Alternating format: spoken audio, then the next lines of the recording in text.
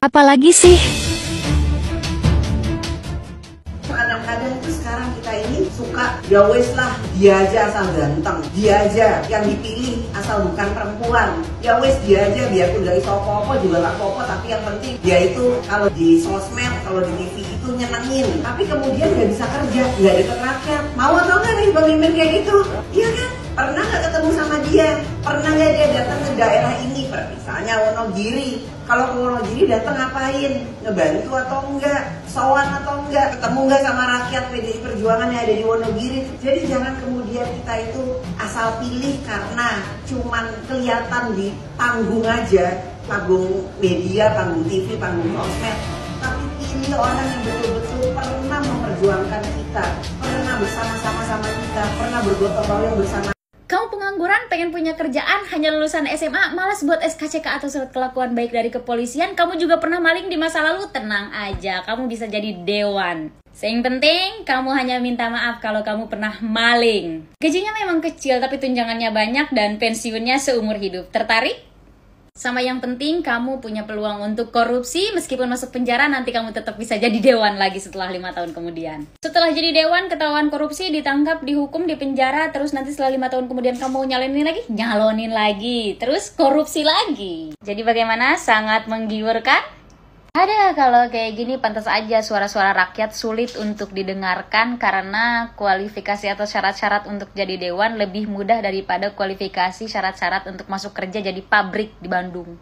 Jadi kuli aja di pabrik yang dapat UMR yang tidak dapat tunjangan apalagi pensiunan seumur hidup masih tetap butuh SKCK. Oh iya, last but not least, kalau kamu memang memilih jadi dewan, jangan lupa juga menjilat orang-orang dalam di partai. Yah. Thank you. Sekarang kita melihat realitas di masyarakat kita, banyak sebagian kaum muslimin melihat Rasulullah itu hanya sebagai nabi dan rasul. Itu rata-rata di tengah kaum muslimin. Padahal Rasulullah itu tidak hanya sebagai nabi dan rasul. Nabi kita itu juga sebagai kepala negara. Nabi kita juga sebagai panglima perang. Bahkan Nabi kita juga sebagai qadhi, hakim yang agung. Ini yang kadang-kadang tidak dipahami oleh sebagian kaum muslimin. Karena sebagian kaum muslimin hanya melihat Nabi kita hanya sebagai nabi dan rasul. Ya. Sehingga akhirnya karena kita ini sudah begitu lama, ya, apalagi di Indonesia sejarahnya katanya 350 tahun, ya kan, dijajah oleh Belanda. Jadi benar-benar kita ini di brainwash, dicuci otak. Jadi jangan sampai umat Islam ini mengarah kepada siasah, kepada politik.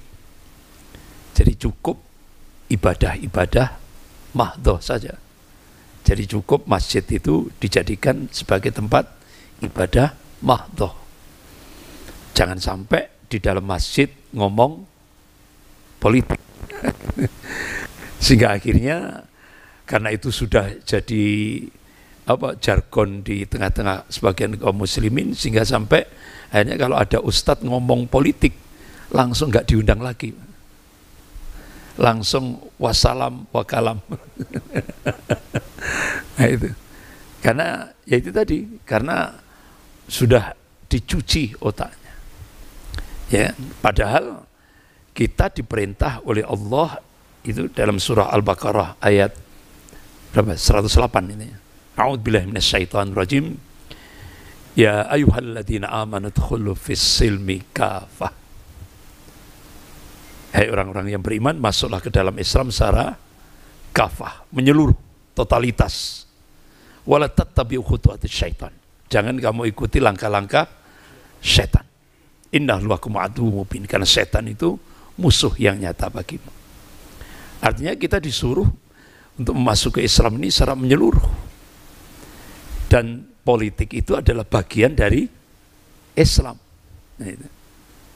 Karena kalau kita buka sirah nabawiyah, Rasulullah itu di atas mimbar, ya, itu seringkali menyampaikan pesan-pesan politik.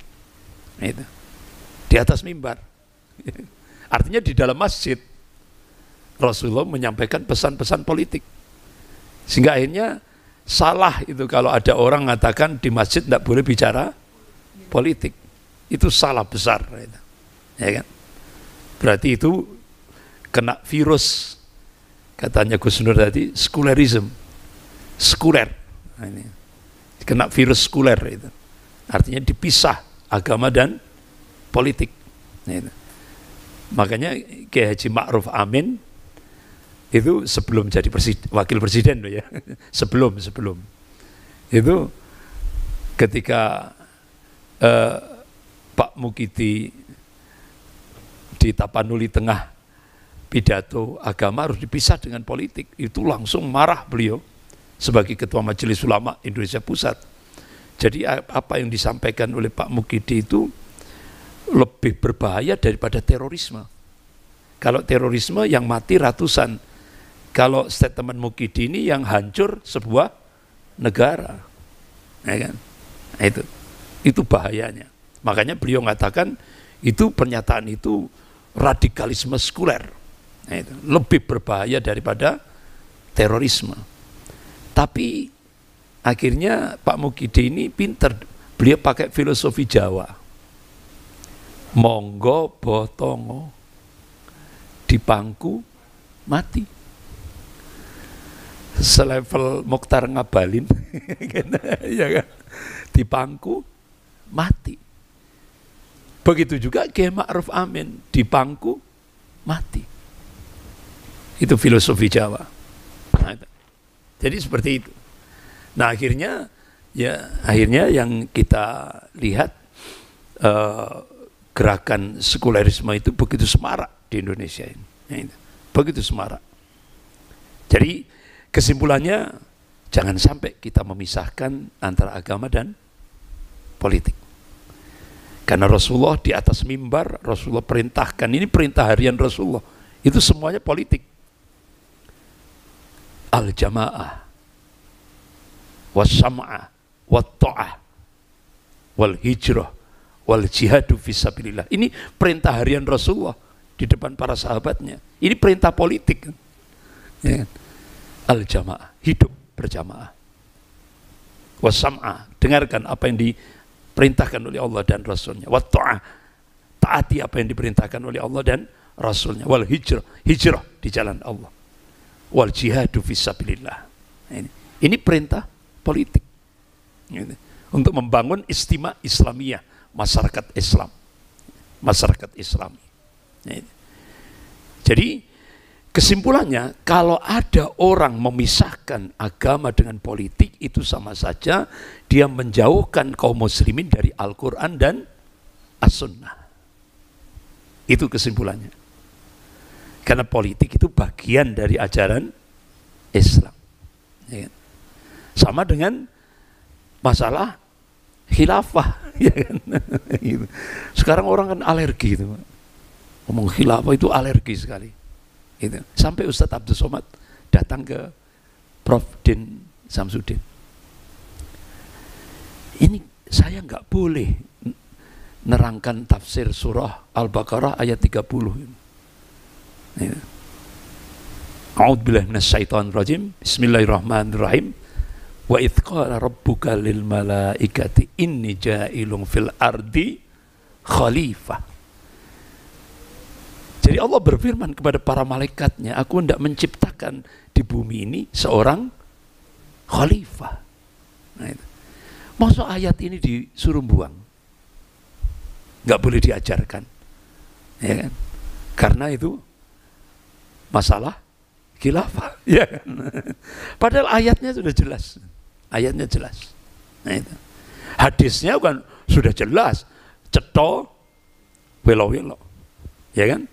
Qala Rasulullah sallallahu alaihi wasallam dari Hudzaifah bin Yaman radhiyallahu an, takun nubuwah fikum masyaallah an takuna thumma yarfa'u aidha sya'yarfa.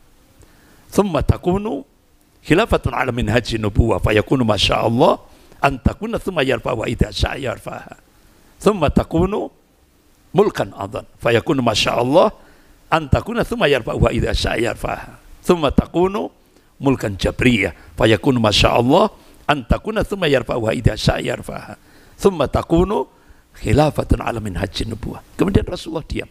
Ini hadis rawahu Ahmad. Hadisnya ada. Jelas kan? Nah ini. Tapi tidak boleh. Khusus di Indonesia tidak boleh. Jadi kesimpulannya Gus Nur tadi ngomong rusak ini, tatanan sudah rusak, semakin kompleks kerusakan semua lini kehidupan, dampak daripada diangkatnya imaratus sufaha, pemimpin yang bodoh. Pemimpin yang bodoh itu bukan terus tidak lulus SD, tidak. Pemimpin yang bodoh itu pemimpin yang tidak paham din. Saya kira itu sebagai tambahan dari saya. Saya serahkan kembali kepada Gus. Mudah-mudahan lahir banyak Solehuddin Al-Ayyubi ya. Lahirkan pejuang-pejuang tangguh dari rahim istrimu. Pulang dari sini bikin anak semua. Oke, iya, jangan lahir Abu Janda ya. Expired. Oke, lahirkan dari rahim menantumu. Nah, gitu ya. Kalau merasa expired, wis gak ono mana ya sudah dari menantumu. Oke, saya tanya jawab biar hidup suasana. Ada yang mau tanya? Ada yang mau nyampaikan apa? 1-2 orang. Monggo, nanya apa? Harus ada nih, nanya ke Ustadz Andre atau ke Ustadz Sulhan atau ke saya. Fadal. Pakai ini Ustadz.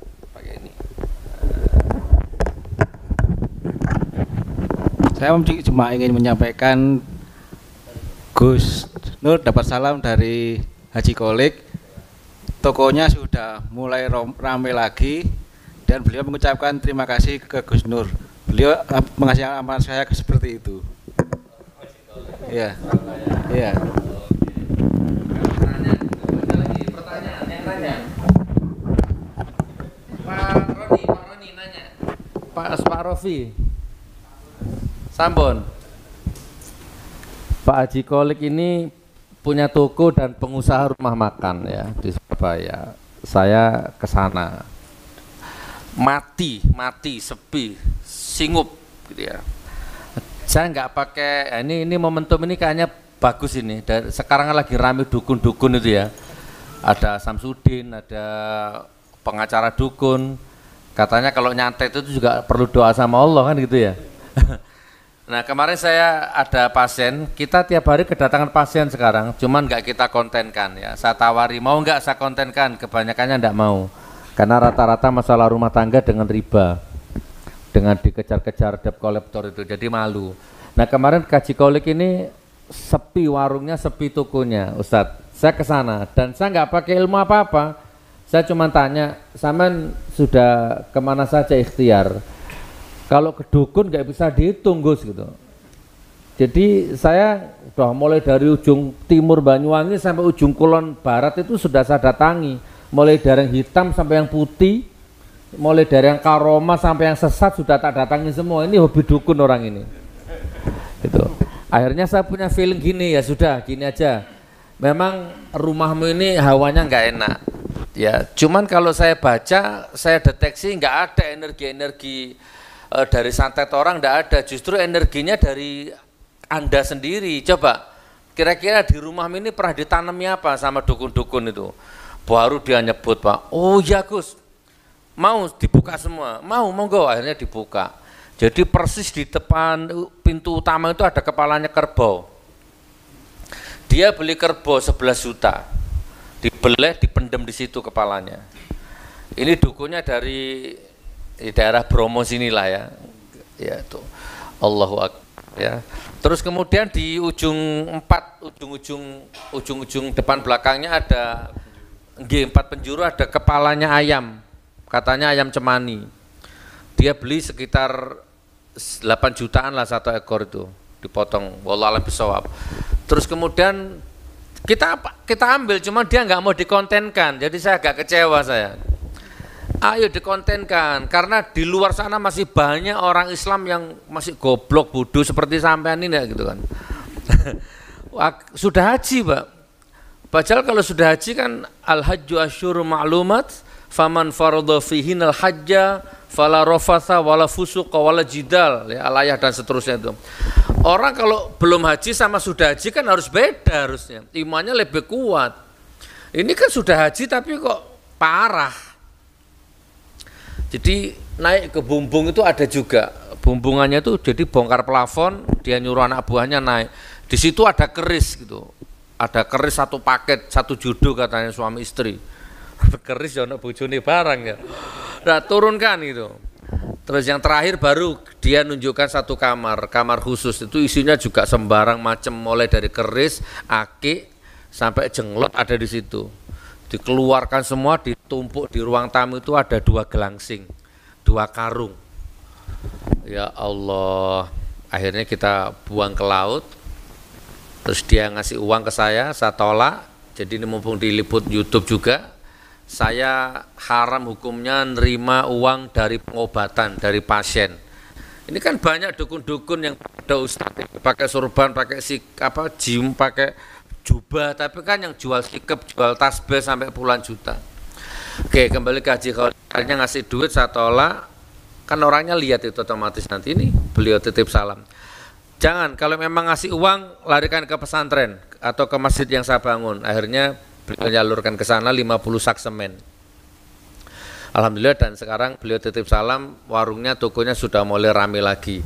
Rame bukan karena kedatangan saya, rame karena kepala kerbaunya wis dijukuk iku, Pak. Kepala kerbau itu nomor 1 mubazir itu dosa, nomor 2 mendolimi makhluknya Allah juga, nomor 3 menentang syariat. Ya syirik, ya musyrik, ya klenik, aneh-aneh itu. Maka itu yang bikin warungnya sepi. Itu yang justru bikin orang-orang yang ada cahaya Allah itu malah nggak mau masuk ke warung itu gitu kan. Malaikat pun mungkin malas masuk ke rumah itu. Nah, sekarang rame. Jadi monggo yang mau berobat ke sini gratis. Ya, enggak usah bayar.